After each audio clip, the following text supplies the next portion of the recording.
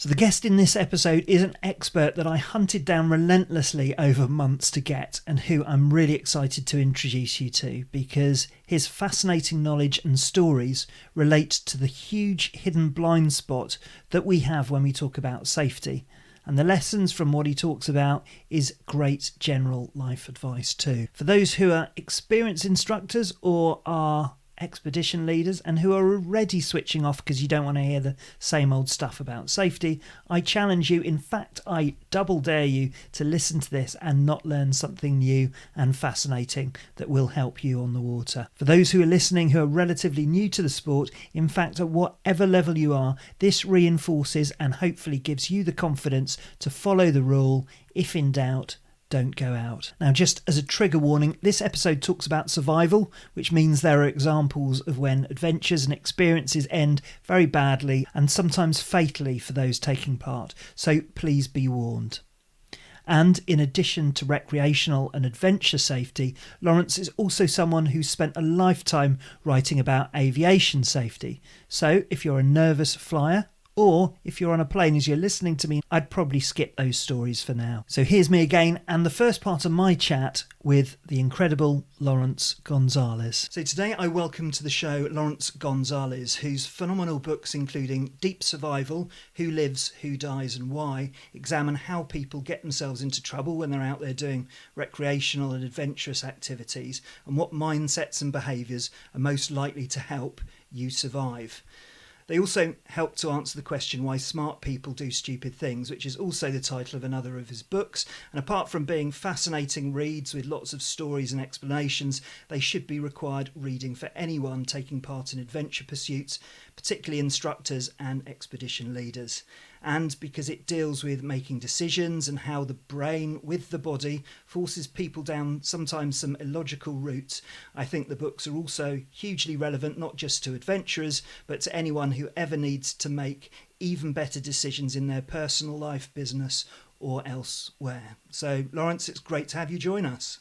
Thank you. Thanks for inviting me.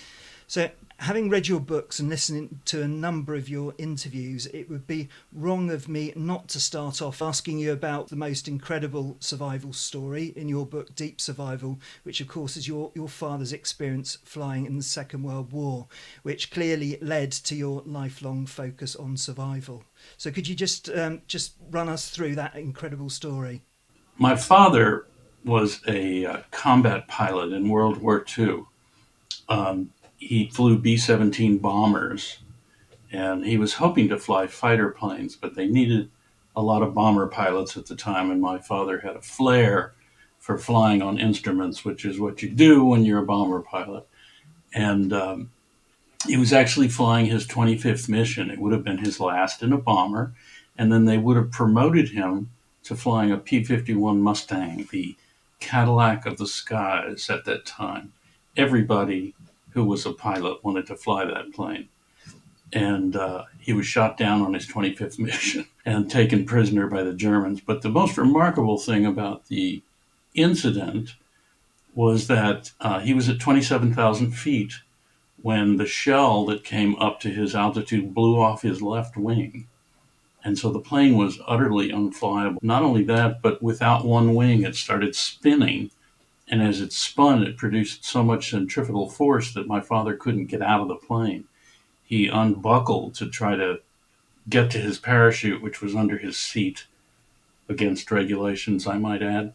They were supposed to wear the parachute all the time, but these were 10-hour missions, and he was a hotshot pilot, and he said, "To heck with that."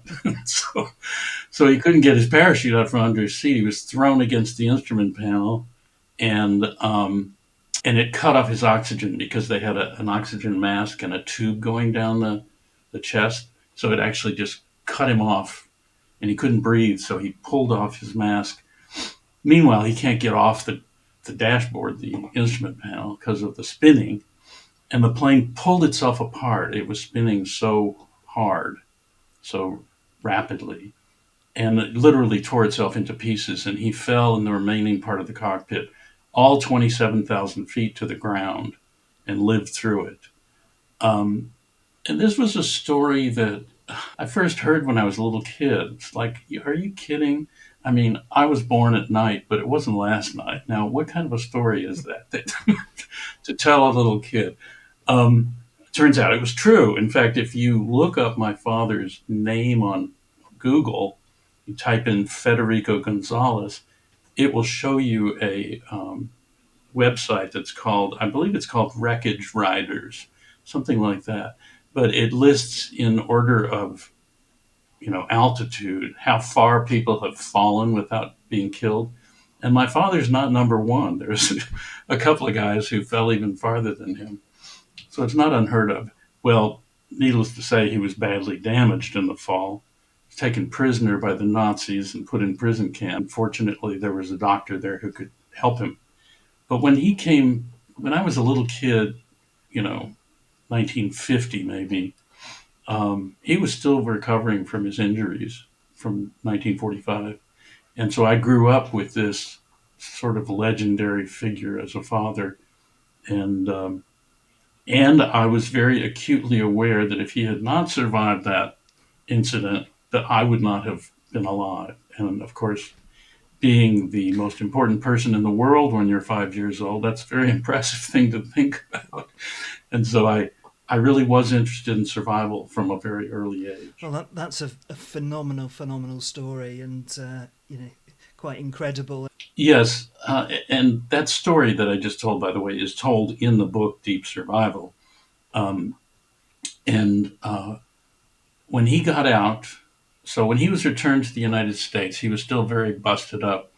He had broken a lot of bones, done a lot of damage to his body in that fall. And there was one day at the hospital in San Antonio, Texas, when he and another pilot went out to the field and stole two Piper Cubs and went up and had a dogfight in the air before before they caught him and sent them back to their hospital rooms. Um, but that was the last time he flew. He never flew again. He flew with me because I became a pilot, so I took him flying. But he himself didn't do any piloting after that. He went back to school. He finished a PhD in biophysics, and he became a scientist, as you say, and a college professor.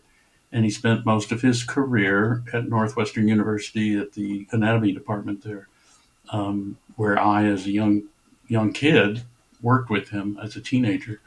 I worked in his lab. Um, but in the meantime, I was very interested in flying. I was very interested as a journalist in writing about flying, and I was very interested in survival.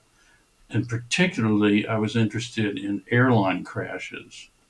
So in the early 70s, I first began writing about airline crashes, and they were fascinating to me because the body that investigates those crashes in the United States, called the National Transportation Safety Board, would write their reports and they would call it pilot error and they would explain how the accident happened. And I would talk to these investigators and say, like, this doesn't really explain what happened because this guy is a smart guy. He's got a master's in engineering. He had 30,000 hours of experience and he drove his plane into the Everglades. Now, how can you explain that such a smart guy did the most stupid thing you can do with an airliner and drive it into the Everglades? And they'd say, well, we don't know. I mean, he's dead, so we can't interview him, so we don't know that part. And I thought, well, goodness, that's the best part of all to know. It's what was going on in this guy's head when he did that. So that got me started on the road that led ultimately to deep survival, which is why do smart people do stupid things? If you're so smart, how come you did it? Well, because of advances in neuroscience in the 80s and 90s, we started to have these images of the brain that allowed us to see what the brain was doing under certain circumstances. And it became very clear that under certain circumstances, your brain doesn't work the way you think it does. And specifically to explain this to your people who are going to be going into dangerous wilderness scenarios, emotion and reason work like a seesaw. Mm. So if emotion is very high, reason gets lower and lower. On the other hand, if you can bring reason up, it tends to bring emotion down. So if you're scared, if you're overly excited, as you get more and more excited or scared, you get stupider. And it's just a fact of the way the brain is wired. The front part of the brain, called the neocortex, is used for thinking logically. Like, I am going to do A, B, C, and then I will do D. The emotional part of the brain is not that way at all. It's wired for action. Right now, you got to run from the tiger when you see the tiger, or you'll never survive. Mm. And so it shuts off the thinking part of the brain, literally. So you can't think clearly. You can just act. Yeah. So often these actions under high emotion are not good actions. They're not thought out. They can't be thought out because we've turned off that part of the brain. Yes, absolutely, and the brain science for me is absolutely fascinating, and as you say, it's counterintuitive. But just to sort of skip back a bit, I think you underplayed some of your elements in terms of exploring risk, because you weren't just a pilot, you were a competitive stunt pilot.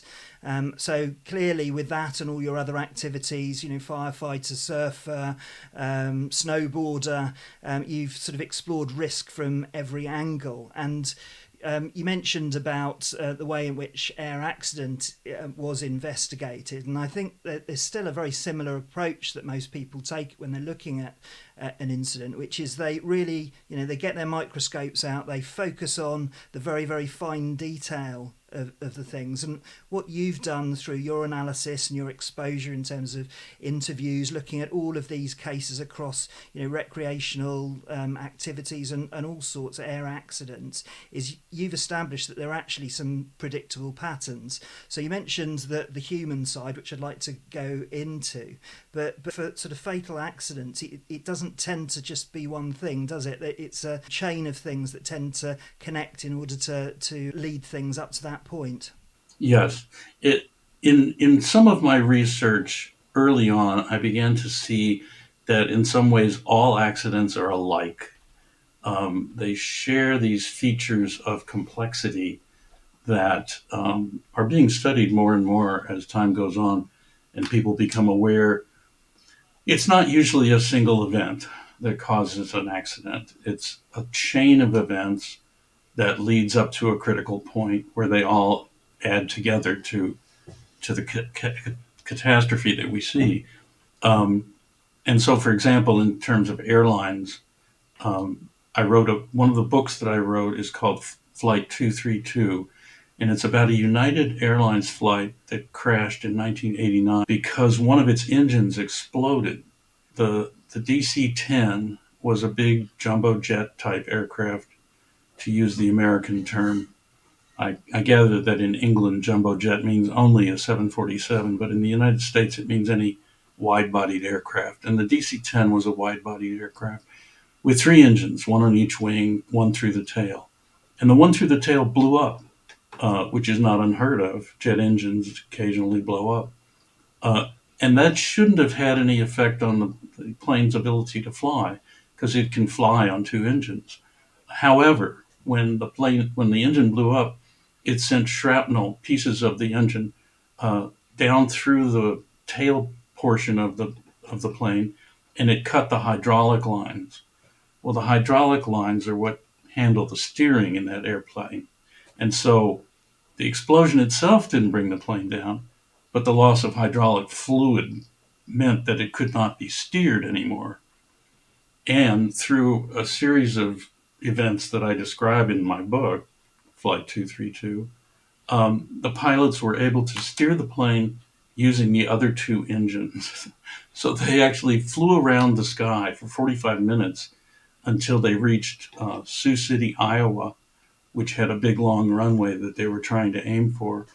And the plane did get to the ground, and two-thirds of the people survived, but it was a pretty fiery crash, and it was amazing anybody had survived at all. So it's a pretty prominent air crash in the history of such things. And as I say, I wrote a whole book about it.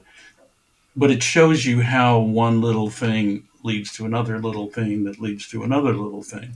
And it all adds up to a big crash. So most accidents happen that way. If you read the history of, 3 Mile Island, or the Japanese nuclear power plant that blew up, things like that, you'll see how all the little pieces have to come together just so. Moving on, obviously that there's a pattern of accidents. There are things that happen in combination and will create these difficulties. And as you've said already, there are also human factors around the way that the brain works, which also leads to people putting themselves in unnecessary risk. And I just wondered if you could run us through the story about the Canadian snowmobilers who were out on a search and rescue mission and basically ended up in a fatal incident as a result of some of those human factors.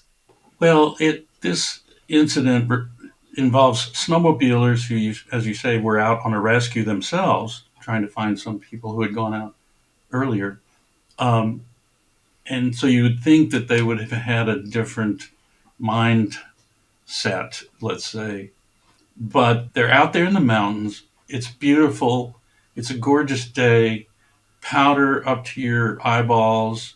They're on these fast snowmobiles that growl and scream, and speed and G forces and all the things that excite a human uh, are influencing that emotional part of their brain that I was talking about earlier. And so as they set out, more and more emotion comes into play, and they get literally dumber and dumber as they go. And at the outset, they had a briefing that said, okay, just everybody, there's an avalanche danger out there. There's going to be no high marking today. That's where you run your snowmobile way up the mountain and see how high you can leave your mark. Because you're going to trigger an avalanche and somebody's going to get hurt. So no high marking today. And they all agreed, yes, yes. And as the emotion got higher and higher and higher, sure enough, one of the guys cut loose up the mountain to make his high mark, and another one, I believe, followed, if I'm remembering correctly, and they triggered an avalanche, and they killed a couple of people.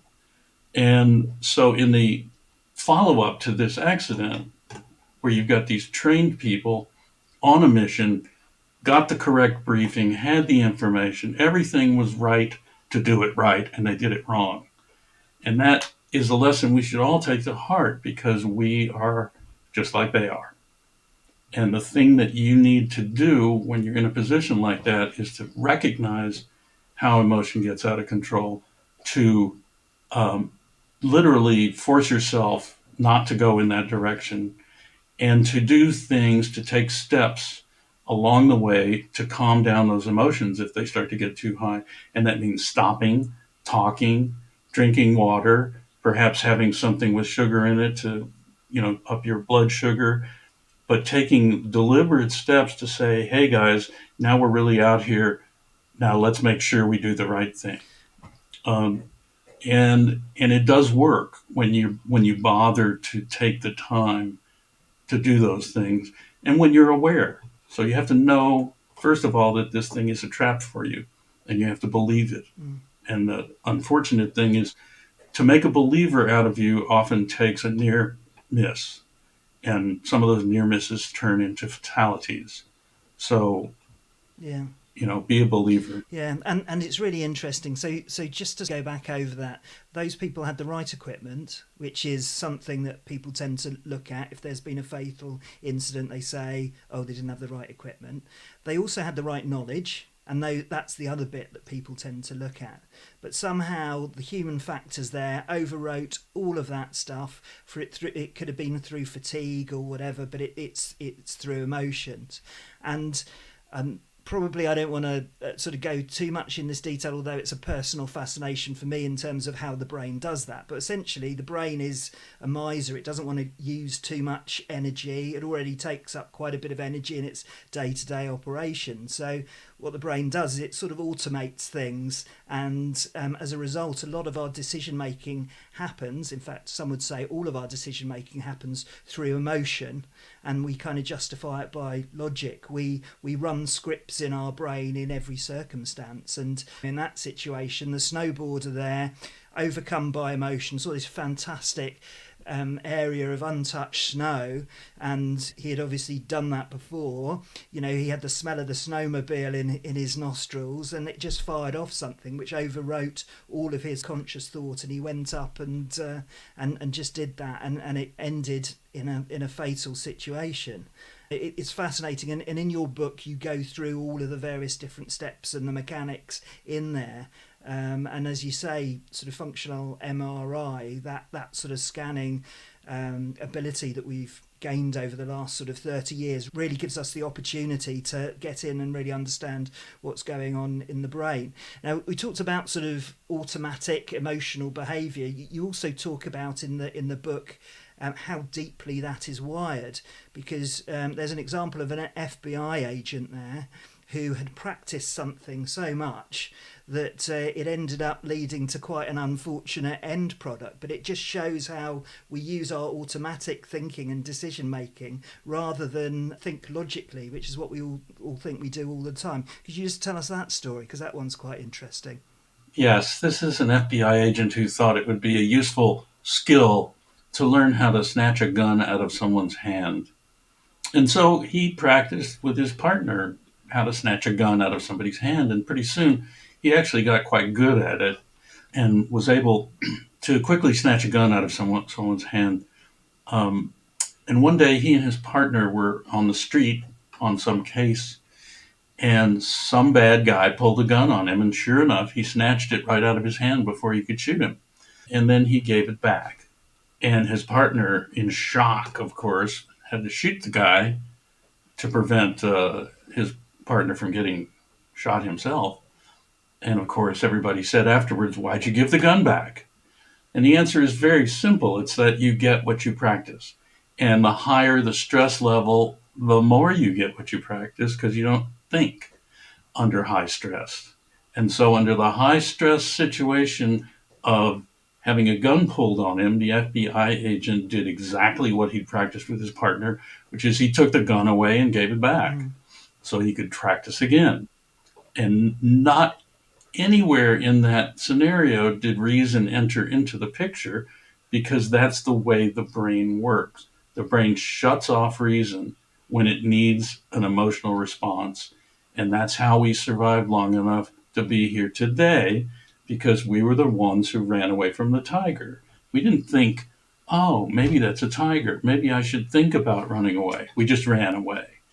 So, as you pointed out a moment ago, many people believe that much of our actions in the world, most of our decisions in the world, are made not through reason but through emotion. And it's becoming more and more obvious that this is true. And many, many writers about how the brain works, people like Steven Pinker, people like Robert Sapolsky, who wrote a book called Why Zebras Don't Get Ulcers, which is a wonderful book about stress, will tell you outright. People do stuff and then they make up stories about why they did it. And that's the way the brain works, whether you like it or not. Now, there is a feature of the human brain that I call the IKEA brain. And that is, you go to the IKEA store and you buy an end table for your nightstand, and you take it home and it's got all these instructions. And if you do them one by one, you'll actually end up with a nightstand. A chimpanzee cannot do that. We're the only animal that can do that. And that is using the frontal part of the brain, the neocortex, to follow instructions step by step. And it's a wonderful thing, and it can allow us to do things like build spaceships and skyscrapers and all that stuff that we do. However, almost everything else we do in our daily life is controlled by emotion, not by the neocortex. And so we're constantly doing things that we have no thinking involved. And a friend of mine from the Santa Fe Institute, where I worked for a while, called this the night shift. It's what goes on when you're basically asleep. Not necessarily literally asleep, but when you're not paying attention. So when you scratch an itch, you don't have to stop and say, I think I might have an itch on my cheek. What steps should I take to remedy this problem? You don't do that. You just, your hand goes up and you scratch, and that's the end of it. And you may never even be aware of it. So our whole lives are literally like that, except we don't believe it. Exactly, and you can see it as well. I mean, both in decision making, emotional decision making, and also in our learnings, what we learn and how we learn. We can drive from A to B, and it might be a couple of hours, and because I've got the radio on or whatever we're drinking, we just don't register things, and we can do all of that sort of stuff automatically. And it's the same for the little stuff as well. And just to illustrate this one, and I will move on to some sort of water-based examples, which obviously is sort of relevant for our listenership. The great thing about your book is you talk about these sort of extreme survival, but you also talk about your day-to-day ones, and you've got a story about putting on your shirt in an unfamiliar room, which really sort of started to affect your general behaviour, which I know caused a degree of amusement in your family. Do you want to just explain that one for us? Well, I can't even remember where I was now, but I was at somebody's house staying as a guest, and it was morning time, and I was getting dressed, or I don't even remember. Maybe I was getting undressed, but one way or the other, it involved my shirt and putting my arms up to either put on or take off a shirt. And there was a ceiling fan above me, which I hadn't noticed. And I stuck my hand into a ceiling fan. Now, a ceiling fan is probably not going to kill you, but boy, did that hurt. It hurt so much that I fell to the floor. And, and it hurt for weeks afterwards, too. Um, and this is one of those one-time learning experiences that these automatic brains we have are very good at.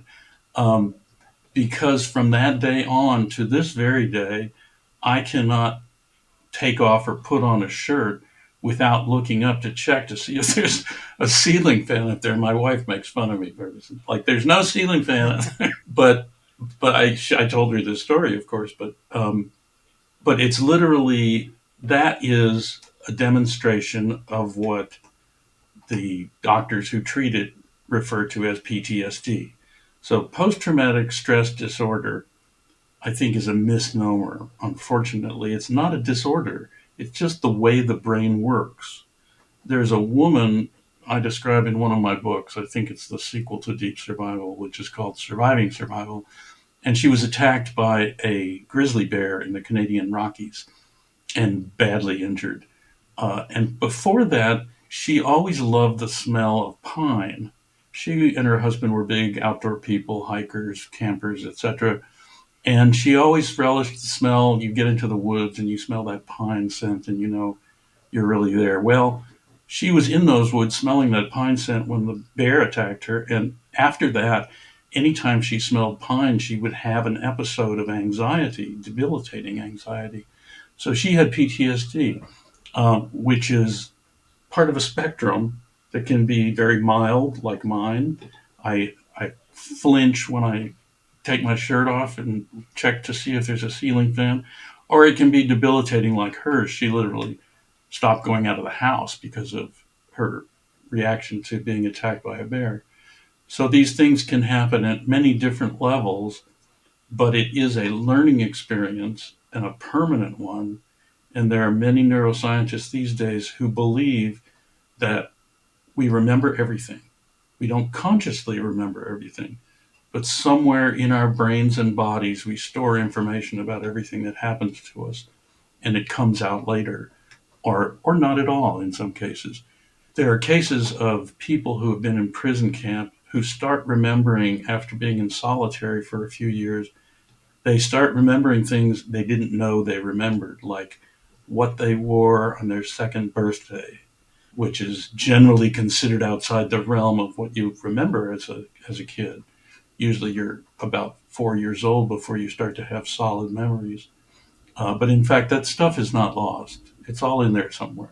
Oh, absolutely incredible. And as you say, it's a spectrum. Some of it guides future behaviour, and I guess that also, apart from the post-traumatic stress, it guides you in the future. So there's good survival reasons why that one case would have made such an impression on you, because as a survival animal, which we are, I mean, we're effectively hunter-gatherers. That's been the testament and the reason why we survive. So just moving on and talking about some water-based examples, and you've got a few in the book. The challenge that we have particularly is around, in our sport, and particularly with the number of new people who are joining the sport, is people making inappropriate decisions and being guided by emotional decision making. It's the last day of my holiday, it's blowing a 30-mile-an-hour wind, but because it's the last day of my holiday, I'm not going to do it for a while. I haven't tested my paddleboard, I'm just going to go out there and do it anyway. What's the worst that can happen? And you give some examples. One, I think, it's a pastor, Gary Howe. He guided a trip in the Illinois River in Oregon. I think they were class 3 to 4 rapids with a class 5 in the middle, and he knew that when he went out, he was on a bit of a cusp of what was acceptable or not. And then the rain started to fall, and then he realised that this might end in tears. So he came out of the river. Could you just sort of continue that story and just explain the subsequent events that came out of that? To get this onto YouTube, I had to split it into 2 pieces. So this is part 1, and please click the link for the second part of this fascinating interview with Laurence Gonzales.